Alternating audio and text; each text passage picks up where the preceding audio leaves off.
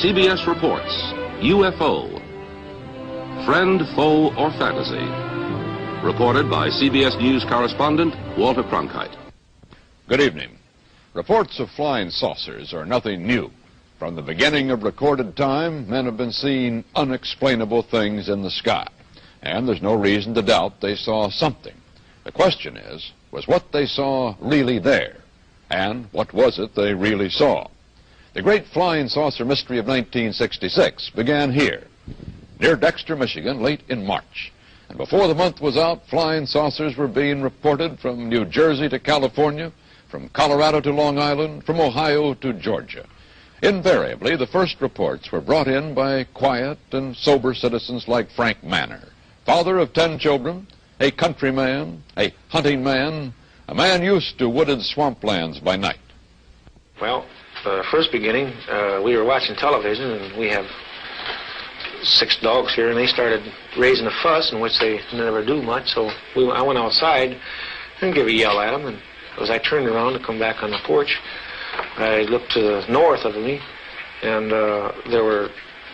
looked like a fallen star. It was red and kind of coming down, and on about a 45, and so then I watched it, and I was going to see if it landed, and then maybe go down and see what it was. And when it got to the top of the trees, it stopped, and a blue and a white light come on it. And I looked at it, and I thought I was seeing things. Frank Manor's UFO remained over his swamp more than 4 hours. His children saw it, his in-laws saw it, residents of the area saw it, the police saw it. No one photographed it, but Sergeant Newell Schneider of the Sheriff's Office remembered it well enough to draw it. No, it moved very rapidly at any speed, or rather any direction it wanted to go. Why, it could change and go to the right or the left or go crossways without hesitating a bit. What do you think it was? Well, if they call it a flying saucer, that's what it is. 40 miles away, another swampland and another UFO sighting. This is Hillsdale, and the girls at Hillsdale College had a night to remember. Well, when I was looking out the window with the binoculars, I guess it was about 12, I saw it, and I saw 2 red lights, and I saw what looked to be shaped like a pie. I could just see the front of it, and I just saw the round front, and I could see the lights on either side. And then the red light was sort of casting a glow over the whole thing, so it looked like a round disc. At first, when I'd heard the other girls talk about it, I believed them, yet I couldn't really make myself comprehend it because I hadn't seen it with my own eyes.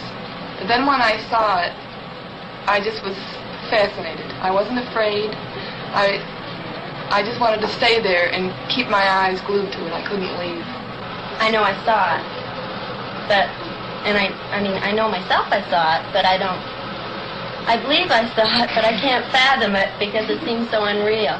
William Van Horn, Hillsdale's undertaker and civil defense director, also spotted the UFO and was out with his Geiger counter next day, checking a mysterious perfect circle where the UFO had been seen.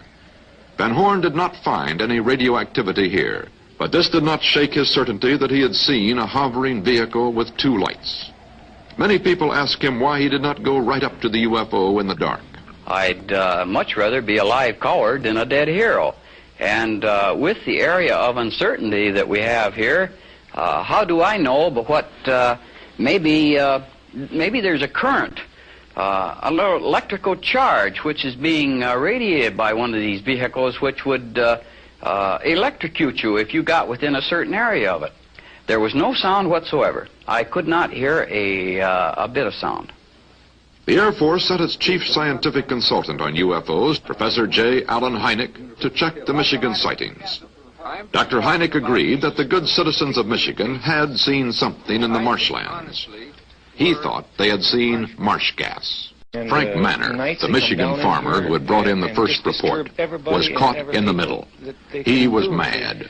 Well, you can look at here. Look, beer bottles thrown. Look at my windshield. What would you think if somebody was throwing beer bottles at your house, standing out in the middle of the road screaming, you nut, you're fanatic, and all that? What would you think? Are you sorry now that you did tell people what you saw? Yes, I am. I am sorry because not that it's not the truth, but it's just the idea, the reaction of the people. They think you're a nut. To tell you the truth, that's just what they figure you are. And I'm not going to take it no more. I don't want nobody down in here. I just leave me alone. And if the thing lands right there by that pump, I'd never say a word. Then he got out and talked to me. I wouldn't tell nobody. That's just the way I feel. I'm bitter and disgusted in the whole matter.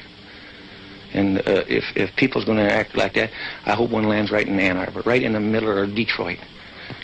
If flying saucers had become a painfully closed subject to Frank Manor, they nevertheless remained an intriguing open subject to millions of his countrymen.